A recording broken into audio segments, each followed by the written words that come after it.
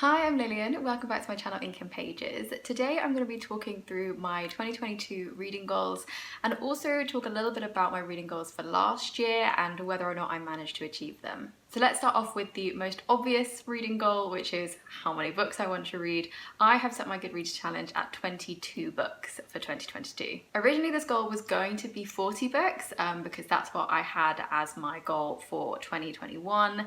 But honestly I got a bit stressed out towards the end of the year because I just knew I wasn't going to be able to reach it. And I didn't. I actually ended up reading 36 books out of the 40, although in a weird twist of fate, I actually read more pages than I did in 2020 when I did read 40 books. So I actually read more, but I didn't hit the completely arbitrary goal of 40 complete books. But yeah, this year I've chosen to put 22 books as my official aim. I mean, to be honest, I'm hoping for 40 again, but the official number is 22.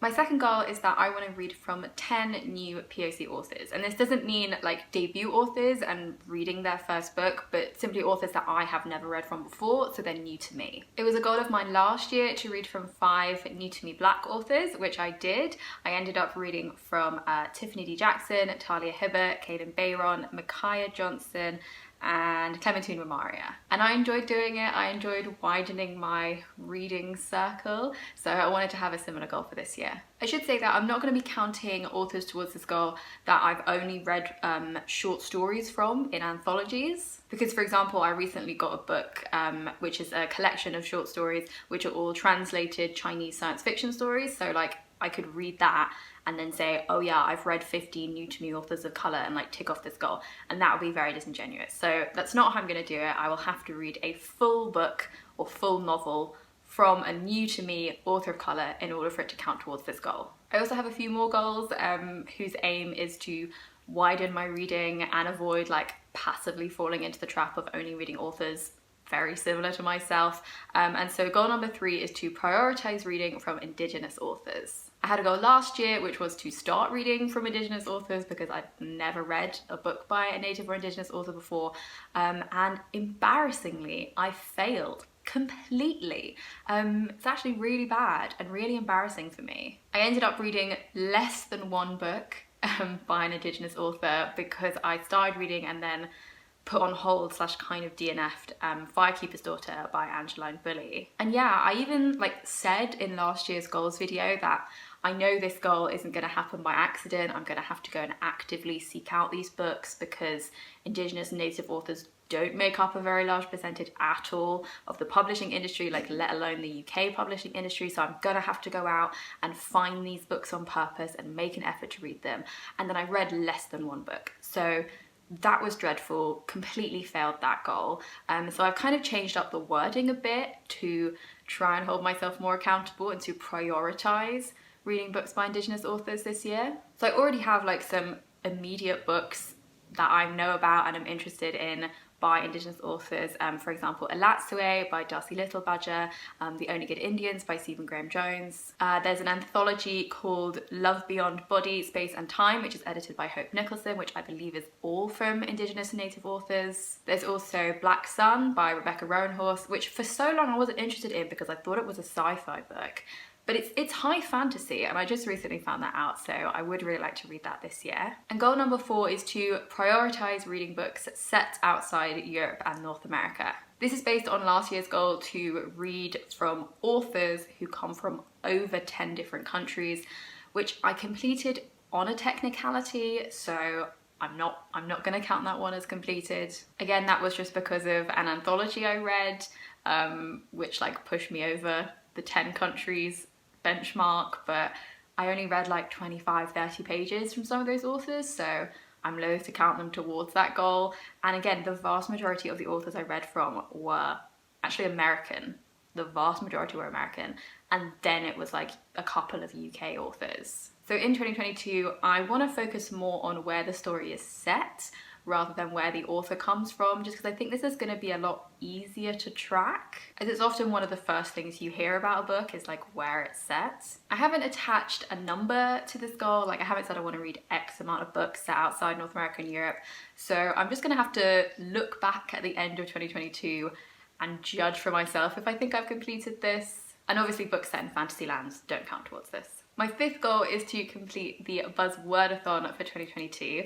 I took part last year, it was a goal of mine. I managed to complete it by the skin of my teeth, and my last reading vlog for the 2021 Buzzwordathon has recently gone up. This is a reading challenge slash readathon that was created by Kayla at Books and Lala, who may be my favourite booktuber of all time. And basically what she has done is attached a different prompt to each month of the year, and then you can participate however you want by reading books that fill that prompt. So what I try and do is read one book a month that fits the prompt for that month. For example, January's prompt this year is the who, what, when, where, why, and how. So I'm going to try and read one book that has one of those words in the title. Next month, February's prompt is, I think, a pronoun or like a possessive pronoun. So to read a book with, for example, like we, I, hers, something like that in the title. And this year I've done a whole special spread for the Buzzwordathon in my reading journal, which I really like. And so I think this will be quite a fun and easy goal to achieve. I'm just gonna have to stay a bit more on top of things than I was last year, plan ahead a bit more, be a bit more organised and strict with myself about reading the books, but I'm very excited for this one. Goal number 6 is also about readathons, and it is to participate in 3 diverse readathons.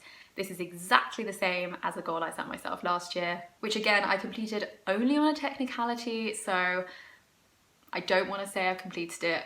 The diverse readathons I took part in last year was the Disability Readathon in April, the Asian Readathon in May, and then the Indigathon in November. But like I said, I read one book, Firekeeper's Daughter, except I didn't even read one book because I didn't finish it. So even though I participated in 3 diverse readathons, I did not complete them, which is really the whole point of this goal. So this year I would love to participate in those same 3 readathons, a bit more successfully this time, but there are a ton of other diverse readathons out there. I've done like barely any research towards this and I've already found so many.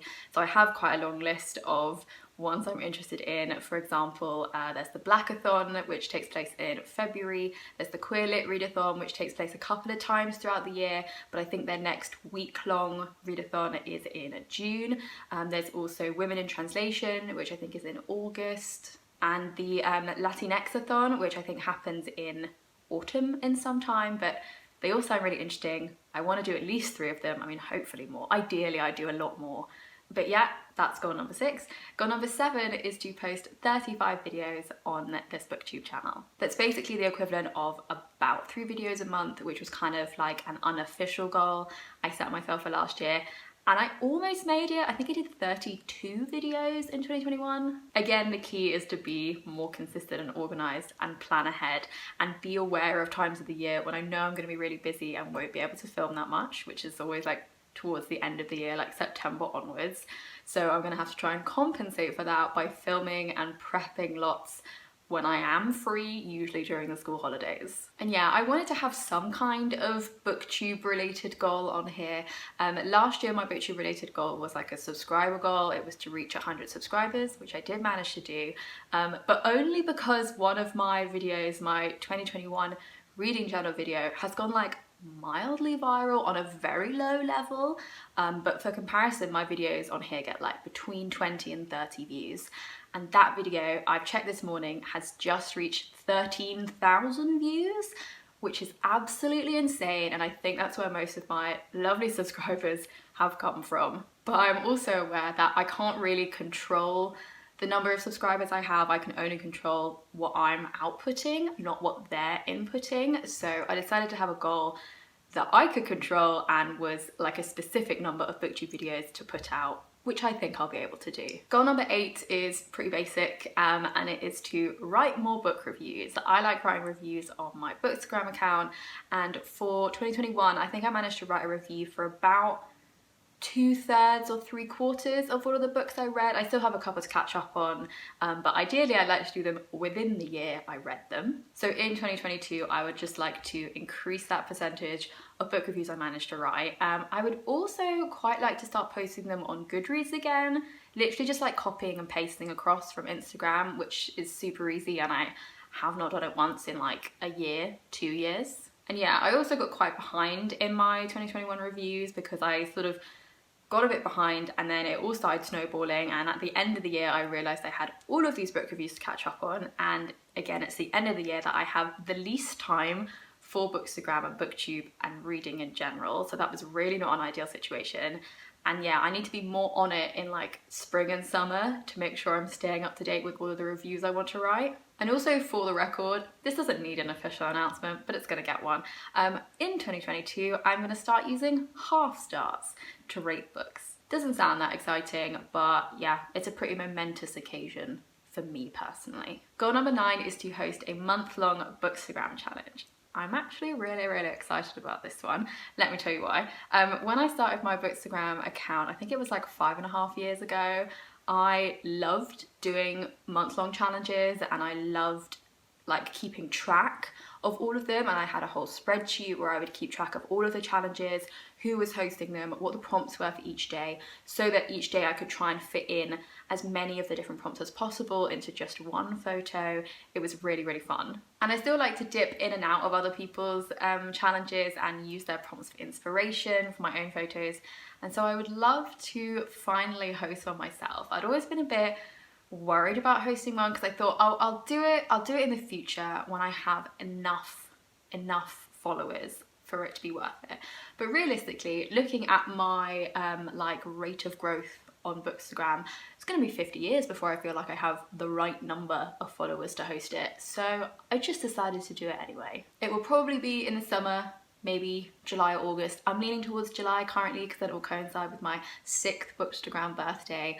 But I haven't done any more planning towards it. I've just decided I want to do it, but I am very excited to finally do this. Goal number 10, we're getting towards the end now, is to participate in NaNoWriMo again. This is a super easy goal because I already know I'm gonna do it. I have done NaNoWriMo, I think, 7 years in a row. Yes, 7 years in a row. So 2022, this will be my 8th year participating. I've never managed to crack 50,000 words, but I've also never been aiming for 50,000 words, so I've not failed yet. So I've just put this on my list because I know I'm going to be able to achieve it, and hopefully it will be a little less stressful than it was in November 2021. I can dream. And finally, my 11th goal for 2022 is to engage more with the BookTube community, which basically boils down to one thing, and it is leaving comments on other people's videos. On YouTube and actually also on Instagram, I'm really good at just like watching a video and thinking to myself, oh, what a great video, that was so jokes, or seeing someone's photo and thinking, oh, that's a lovely photo, and then just going on to the next thing and not telling them this. No, I want to stop and let people know that I like their video or I liked their post, and maybe like answer the question they had in their caption, or answer the question they asked at the end of their video, or even ask a question that I have if I have one. So that is what I want to do more of in 2022. Again, I haven't set a specific number to this goal, so I'm not sure like how I'm going to track this, if that were even possible. But I hope I remember to do this and I'm able to hold myself accountable, because I know I really like it and people leave me comments, so I should start doing that to other people. So those are all of my reading and bookish goals for 2022.